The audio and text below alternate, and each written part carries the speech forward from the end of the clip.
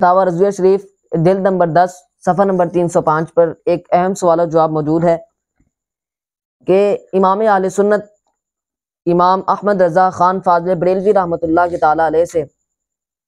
کسی نے پوچھا کہ ایک شخص نبی کریم صلی اللہ علیہ وآلہ وسلم کو ثواب پیش کرنے کے لیے ہر سال یا ہر ماہ حلال مال میں سے کھانا پکوا کر تقسیم کرتا ہے، تو اگر وہ یہی رقم ایک صحیح العقیدہ مستحق طالب علم کی دینی تعلیم و تربیت پر خرچ کر دے تو کیا اسے کھانا کھلانے جیسا ثواب ملے گا اور سرکار دو عالم صلی اللہ علیہ وآلہ وسلم خوش ہوں گے؟ امام اہل سنت علیہ الرحمہ کے جواب کا خلاصہ یہ ہے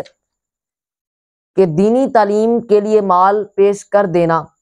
کھانا کھلانے سے بہتر ہے اور کئی گنا زیادہ ثواب ملے گا۔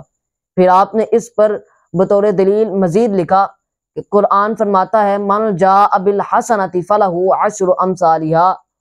جو تم میں سے ایک نیکی لائے اس کے لیے اس جیسی 10 نیکیاں ہیں، جبکہ طالب علم دین کی مدد کرنے پر کم از کم 700 گنا زیادہ ثواب ملتا ہے۔ قرآن فرماتا ہے مثل الذین ينفقون اموالهم فی سبیل اللہ کمثل حبۃ انبتت 7 سنابل فی کل سنبلۃ 100 حبۃ واللہ یضاعف لمن یشاء واللہ واسع علیم۔